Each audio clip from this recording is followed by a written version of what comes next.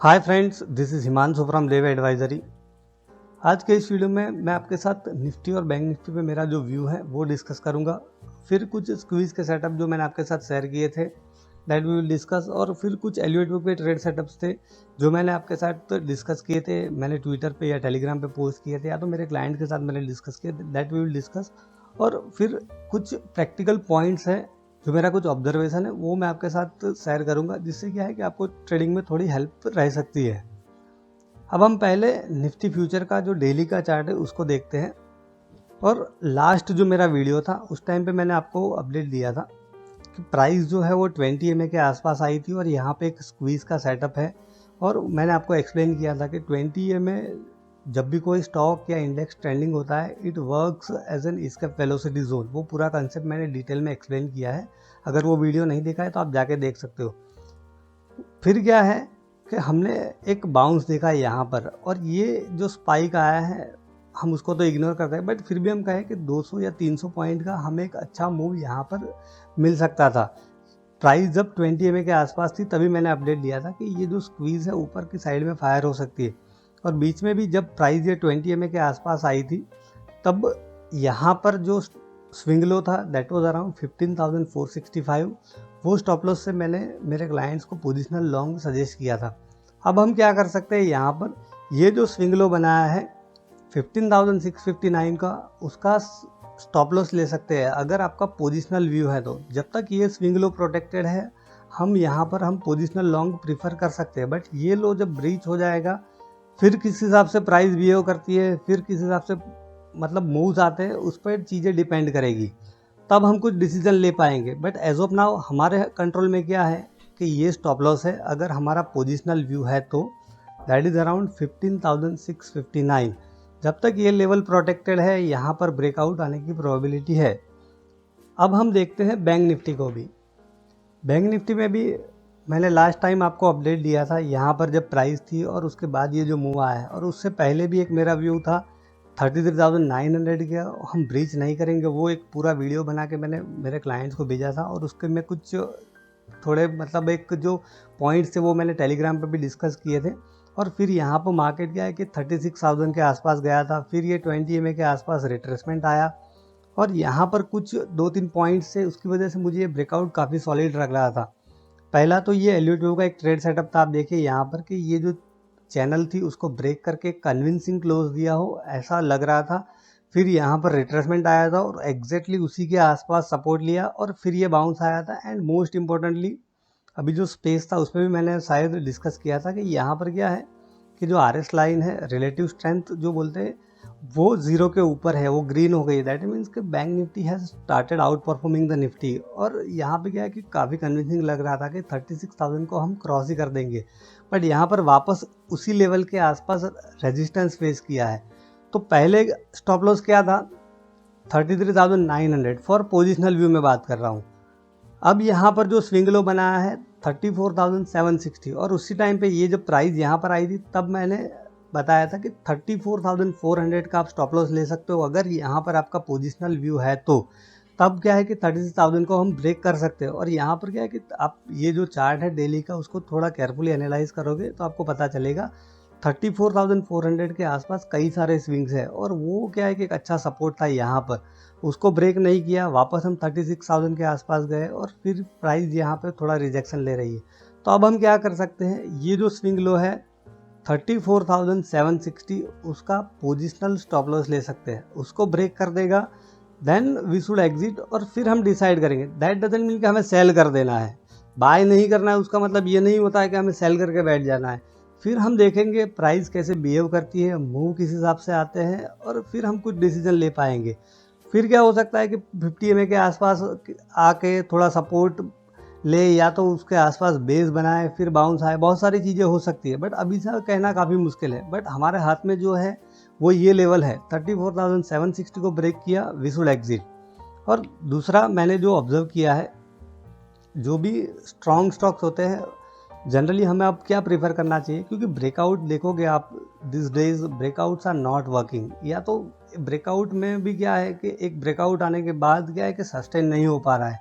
कुछ ट्रेड्स हमने लिए तो वो मैं आपके साथ डिस्कस करूंगा, बट क्या है कि जैसे हमने क्यूमिन्स का एलयूटीओ का ट्रेड सेटअप था, उसमें हमने ट्रेड लिया था। यहाँ पर मैं आपको बताऊँ क्यूमिन्स में हमने एक जो ट्रेड लिया था, एक अच्छा मूव आया यहाँ पर, और आप देखें कि कहाँ गया था, 910 के आसपास गया है और वापस ये रिवर्सल आ रहा है। बट अभी क्या है कि जो ब्रेकआउट आते हैं तो वो सस्टेन नहीं हो रहे हैं, दैट इज़ द पॉइंट। अब क्या है कि आपको 6 या 7% का मूव मिल गया, you should exit. Similarly Tata chemical में भी एक पूरा ट्रेड प्लान मैंने डिस्कस किया था, एक जो रिसेंट वीडियो था क्लाइंट के साथ। यहाँ पर एक ब्रेकआउट आया था, 736 को क्रॉस करेगा था, तो आप ऐड कर सकते हो। मैंने काफ़ी डिटेल में एक्सप्लेन किया था, और ये गया है 781 के आसपास और वापस रिवर्सल आ रहा है। दैट मीन्स कि 6 या 7% का आपको मूव मिल गया, या तो मोर देन 5% का मूव मिल गया है। वंस यू शुड बुक और बैठ जाओ। फिर क्या है कि प्राइस 50 और 20 EMA के आसपास आती है, उसके आसपास जाके कैसे बिहेव करती है फिर आप कुछ डिसाइड कर पाते हो। सिमिलरली आप देखिए कि PVR में भी हम जो ट्रेड लिया था हमने रिसेंटली, मैंने आपको टेलीग्राम पे भी अपडेट दिया था, आज सुबह में दे पाया था। और ये स्ट्रक्चर मैं थोड़ा डिटेल में आपके साथ बाद में डिस्कस करूंगा। बट यहाँ पर देखिए कि 20 और 50 EMA के आसपास जब प्राइस आती है तो फिर क्या है कि एक अच्छा रिस्क रिवॉर्ड रेशियो सेट होता है। फॉर एग्जांपल ICICI बैंक का मैं आपको यहाँ पर स्ट्रक्चर दिखाता हूँ, तो उसमें क्या है कि 50 EMA जो है वो एक स्ट्रॉन्ग डायनेमिक सपोर्ट के तौर पर काम कर रही है।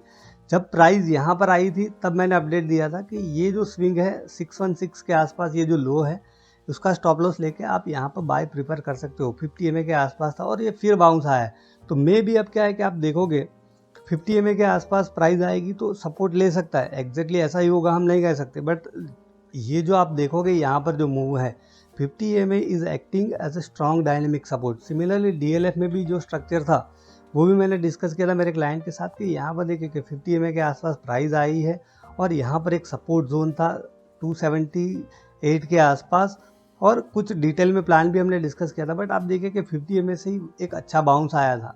सो अभी मार्केट में क्या है कि ब्रेकआउट ट्रेडिंग थोड़ा चैलेंजिंग हो गया है, तो रादर हमें क्या करना चाहिए, बेस्ट यही है कि प्राइस को 50 EMA या तो 20 EMA के आसपास आने दो, फिर वो पेनिट्रेट करती है या नहीं वो देखो, फिर प्रीवियस डे हाई को ब्रेक करती है तब हम कुछ एक्सपोजर प्रिफर कर सकते हैं। फॉर एग्जांपल देखिए एक्सिस बैंक का मैं आपको एग्जांपल दूं, यहाँ पर तो 20 EMA से बाउंस आया है, फिर ये गैप था, फिर ये एक अच्छा मूव आया है। तो 20 EMA से थोड़ा बहुत डेविएशन होता है या तो 50 EMA से थोड़ा बहुत डेविएशन होता है, दैट इज़ द पॉइंट। तो आपको अब क्या है कि स्टॉक्स को देखना होगा जाके कि वो कहाँ पर अच्छा रिस्पॉन्ड कर रहा है। कुछ स्टॉक्स ऐसे हो गए जो 50 EMA के आसपास अच्छा रिस्पॉन्ड करते होंगे, कुछ स्टॉक्स ऐसे हो गए जो 20 EMA के आसपास अच्छा रिस्पॉन्ड करते होंगे, या तो कुछ स्टॉक्स ऐसे हो गए जो कोई अलग मूविंग एवरेज को फॉलो करते होंगे। But you have to analyse things. अब PVR का स्ट्रक्चर हम डिस्कस करें तो ये स्ट्रक्चर बहुत ही ब्यूटीफुल था। ये जो पूरा स्ट्रक्चर है वो मैंने पहले आपके साथ टेलीग्राम पे डिस्कस किया था। आप देखिए कि दिस वाज द मूव, ये मैंने शेयर किया था 1385 के आसपास कि we are now officially in wave 3। ये मैंने यहाँ पर लिखा था, PVR looks we are in wave 3 officially. और यहाँ पर फिर क्या था कि ये जो मूव आया था दैट वाज एग्जैक्टली 1.618, और ये पैटर्न कई बार रिपीट होती है। मैंने आपको मतलब बहुत सारे वीडियोस में एक्सप्लेन किया है कि Elliott wave patterns are repeated time and again because it is based on human psychology. आप देखिए कि एग्जैक्ट जो एक्सटेंशन था that was around 1.618, and the beauty is ये जो करेक्शन आया वेव 4 का रिट्रेसमेंट, मैंने आपको बताया कि वेव 4 का रिट्रेसमेंट कहाँ तक आता है, जनरली 0.382 के आसपास आता है। और यहाँ से हम मेजरमेंट ले तो आप देखिए कि जो 0.382 है उसी के आसपास ये रिट्रेसमेंट आया था, और इसीलिए ये हाई प्रोबेबिलिटी ट्रेड सेटअप था। एंड द ब्यूटी इज़ जो सी वेव का एक्सटेंशन था उसको भी मेज़र करोगे तो क्या है कि नॉर्मली 100% के आसपास सी वेव का करेक्शन टर्मिनेट हो जाता है। और आप देखिए कि एग्जैक्टली 100% के आसपास एक्सटेंशन था ये सी वेव का। सो यहाँ पर एलियट वेव के हिसाब से अब बोलो तो एक टेक्स्ट बुक टाइप की ये पैटर्न थी, and we got some nice move. आप देखिए कि 5 या 6% का इंट्राडे में मूव था, और ये पैटर्न अभी भी बहुत ही स्ट्रांग लग रहा है। और यहाँ पे स्टॉप लॉस क्या था आपका 1318 के आसपास, और एंट्री हमारी थी यहाँ पर 1355 के आसपास। तो 1:2 या 1.5 तो हमें ऑलरेडी मिल गया है। अब इसको हम ट्रेल कर सकते हैं, 20 या 50 EMA का स्टॉप लॉस लगा सकते हैं। बट द पॉइंट इज कि 6 या 7% का मूव मिल जाता है, यू शुड बी हैप्पी। फिर क्या है कि ब्रेकआउट ज़्यादा सस्टेन नहीं होते हैं। हालांकि ये पैटर्न थोड़ी स्ट्रांग लग रही है, ये पैटर्न के हिसाब से हम देखें चीज़ों को तो यहाँ पर क्या टारगेट आ रहा है दैट इज़ अराउंड 1500 के आसपास जो है that is the minimum expectation, और ये अगर वेव एक्सटेंड हुआ तो 1557 या 1600 के आसपास भी जा सकता है।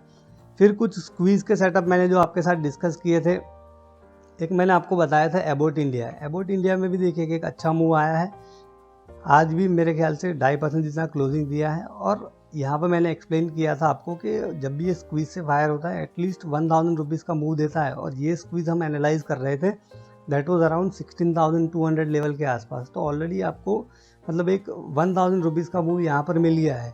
फिर हमने एक डिस्कस किया था HDFC बैंक में एक स्क्वीज का सेटअप है, नो डाउट इसमें हमारी पोजीशन भी थी, इट टेस्टेड द पेशेंस। यही है चीज़, आप देखें कि 50 EMA या 20 EMA के आसपास जाता है फिर बाउंस आता है। यहाँ पर हमने 1500 को जब क्रॉस किया था यहाँ पर कुछ पोजीशन बनाई थी, this was our stop loss 1455, और फिर प्राइस क्या है कि थोड़ा रिट्रेस हुई यहाँ पर और आज ये ब्रेकआउट लिया है। तो अब ये क्या कर सकते हो, यहाँ पर जो swing low that would be a stop loss 1477 को अगर ब्रेक कर देगा तो आपको एग्जिट हो जाना चाहिए, या तो फिर आपको एक अच्छा प्रॉफिट मिल रहा है, यू शुड बुक प्रॉफिट। फिर KEC में हमने एक एल्यूट वेव के हिसाब से ट्रेड लिया था, उसमें भी एक अच्छा मूव मिला है। हम देखें यहाँ पर KEC को, तो आप देखिए KEC में यहाँ पर हमने जो एनालाइज किया था अराउंड 410 के आसपास, और फिर ये जाके आया 463, तो आपको 10 या 12% का मूव मिल गया है, then you should be more than happy. फिर ये ऊपर जाके कहाँ तक जाता है that should be none of your concern. अब क्या है कि मार्केट ऐसे हो गए कि आपको 6 या 7% या 10% का मूव मिल जाता है, यू शुड बी हैप्पी। फिर एक जो ट्रेड हमने लिया था अभी recently IRCTC, that was based on 75 minute के चार्ट में वो सेटअप था। ये मैंने आपको शायद ट्विटर पे या टेलीग्राम पे भी मैंने पोस्ट किया था। आप देखिए कि 75 मिनट में एग्जैक्टली यहाँ पर जो टारगेट था 2215 के आसपास उसको जाके हिट किया है। फिर मोतीलाल ओसवाल मैंने आपको बताया था, यहाँ पर मोतीलाल ओसवाल फाइनेंस में भी एक अच्छा सेटअप था डेली में। ये लेबलिंग यहाँ पर मैंने थोड़ा हटा दिया है, बट यहाँ पे देखिए कि ये क्या लग रहा था, यहाँ पर ये थर्ड वेव ही था, और थर्ड वेव में this was the correction of fourth wave, और ये फिफ्थ के लिए ऊपर जा सकता है। और उसमें भी क्या है कि 811 के आसपास मैंने आपको बताया था, और आज जो हाई बनाया दैट इज़ अराउंड 907, तो दैट मीन्स कि इसमें भी 8 या 10% का मूव है। तो इस तरह के मतलब you should keep taking singles and doubles, और फिर कुछ अच्छे सेटअप मिलेंगे उसमें होम रन लेने का ट्राई कर सकते हो। बट अभी जिस हिसाब से मार्केट कंडीशंस है उसमें आप ऐसा एक्सपेक्ट करोगे कोई होम रन मिल जाए या बड़ा मूव मिल जाए, तो दैट इज़ क्वाइट चैलेंजिंग। हमने नो डाउट लास्ट वीडियो था उसमें मैंने आपको शायद ये एक रूट मोबाइल का मैंने बताया था, और वो हमारा BTST ट्रेड भी था, और उसमें एक अच्छा मूव भी आया था, करीब करीब 20 या 25% का मूव उसमें आया है। तो ये मतलब इस तरह के मूव कभी कभी मिल जाते हैं, बट अभी बेस्ट स्ट्रेटजी यही है कि प्राइस जो है 20 या 50 EMA के आसपास आती है, उसके आसपास आके कैसा बिहेव करती है उसको थोड़ा ऑब्जर्व करो, और आपका स्टॉक सिलेक्शन भी सही होना चाहिए। अब एक स्क्वीज का सेटअप जो मुझे ठीक लग रहा है that is Zydus wellness. Zydus wellness में जो स्क्वीज का सेटअप है वो मुझे थोड़ा प्रॉमिसिंग लग रहा है, उसमें आप देख सकते हो यहाँ पर। और स्क्वीज के सेटअप में भी आप देखिए जब भी आप ट्रेड करो मेक श्योर कि जो स्टॉक है वो प्रीवियस डे हाई के ऊपर ट्रेड कर रहा है। तो आज का जो हाई है दैट इज़ अराउंड 2188, अगर 2188 को क्रॉस करता है तो फिर क्या है कि थोड़ी पोजीशन बना सकते हो। और यहाँ पे क्या है कि हाई कॉम्प्रेशन स्क्वीज थी, फिर मिड कॉम्प्रेशन हुई, यहाँ पे लो कॉम्प्रेशन है, और अब ये फायर हो सकती है। या तो फिर अब क्या कर सकते हो यहाँ पर कि मे बी प्राइस जो है वो 20 EMA के आसपास आएगी, तब आप प्रेफर कर सकते हो। जैसे फॉर एग्जांपल JK सीमेंट में जो स्क्वीज थी यहाँ पर क्या था कि we had to wait for the right move actually. और मैंने जो वेबिनार अटेंड किया था उन सबको मैंने बताया था कि we have got some chops मतलब कि जो काउंटर ट्रेंड मूव होते हैं, यहाँ पर जो फेकआउट्स मूव होते हैं वो ख़त्म हो गए थे, और प्राइस फिर क्या था कि 20 EMA को कॉन्स्टेंटली होल्ड कर रही थी। और उसमें आप देखिए कि ये क्लोजिंग उसका 6% के आसपास है, बट इंट्राडे में 8 या 9% का मूव था। तो सिमिलरली यहाँ पर जाइडस वेलनेस में भी अब क्या है कि दो तरह की स्ट्रेटजी हो सकती है। यहाँ पर अब ब्रेकआउट ट्रेडिंग जैसे मैंने बताया कि थोड़ा चैलेंजिंग हो गया है, तो यहाँ पर अगर ये 2188 को क्रॉस करता है तो फिर क्या है कि थोड़ी साइज में आप काम कर सकते हो, and you should wait for price to retrace towards 20 EMA के आसपास आती है तब कुछ पोजीशन बनाओगे। फिर क्या है कि एक स्टॉप लॉस ले सकते हो, 50 EMA के नीचे वो क्लोज हो जाएगा तब हम उसको एग्जिट कर सकते हैं, या तो कुछ स्विंग लॉस हम प्रीफर कर सकते हैं कि यहाँ पर जो स्विंग है दैट इज़ अराउंड 2058 या तो 2050 का हम स्टॉप लॉस ले सकते हैं। तो इस तरह से कुछ काम प्रीफर कर सकते हैं। सो आई होप फ्रेंड्स कि ये सब चीज़ें जो मैंने आपके साथ डिस्कस की है वो आपको ट्रेडिंग में हेल्पफुल रह सकती है। Thank you.